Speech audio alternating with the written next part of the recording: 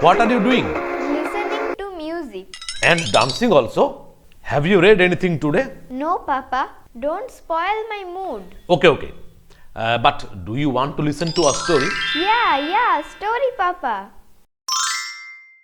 Once upon a time, Grendel, a menacing monster, a very fearsome monster, attacked the kingdom of Hrothgar and killed many of his people. So all were afraid, and it continued for long 12 years. Oh. The king of Geats, Hygelac, had a nephew, the mighty warrior Beowulf. When the news reached him, he went to Hrothgar's high hall with 14 chosen men.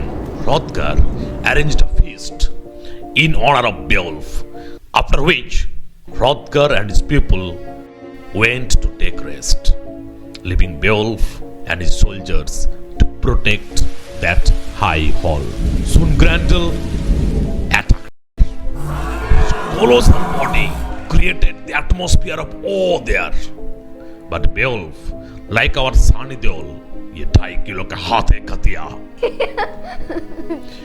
fought against Grendel without sword, and wrenched off the mighty right arm of Grendel. So you understand how much great a hero Beowulf was? Grendel, afraid, fled back to his mercy home. His right arm was hung in Hrothgar's hall as a sign of glory. But problem did not end there. Next night, Grendel's angry mother came there to avenge her son. She carried away Hrothgar's chief counselor as well as the right arm of her son. Is that so? Yeah, Oppo. Beowulf got the news the following morning. In search of the man, they reached the Mars. When Beowulf was ready to descend to the underwater home of the enemy, Unferth offered him the finest sword of the kingdom. Unferth was the greatest hero of Denmark. When Beowulf sank beneath the waters, he was surrounded by various fearful monsters, but he was not afraid. What a great hero. Ultimately, he reached the den of Grendel and found his mother there. He attacked her with Unferth's sword, but that could not do her any harm. Beowulf continued fighting with his bare hands for some time. Suddenly, he found an old sword of the giants there. With that, he killed Grendel's mother. Wow. They found that maimed Grendel trembling with fear. Beowulf severed Grendel's head from his body with that sword. Beowulf started swimming back with the sword. However, on the way it melted, and only the head and the hilt remained. Beowulf presented the remnants to Hrothgar. He also returned Unferth his sword without disclosing that it did not actually help him. Good man. Here ends the first part of the story. The incidents of the second part take place after about 40 years. Time passed. Beowulf became the king of Geats. During his old age, the peace of the land was disturbed.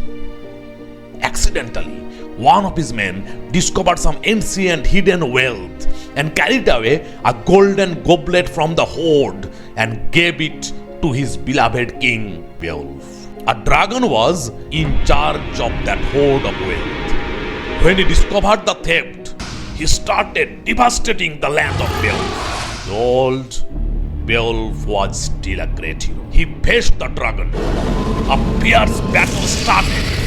His sword again failed. Again, he had to rely on the power of his arms.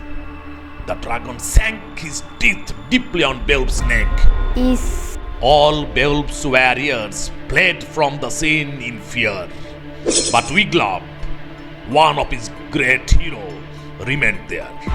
He attacked the dragon with his sword, and Beowulf gave the dragon the death blow with his war knife. Wow. But in the process, Beowulf also died. Alas. The story ends with the description of the funeral rituals of Beowulf. Okay, here it ends. Do you like it? Very much, Papa.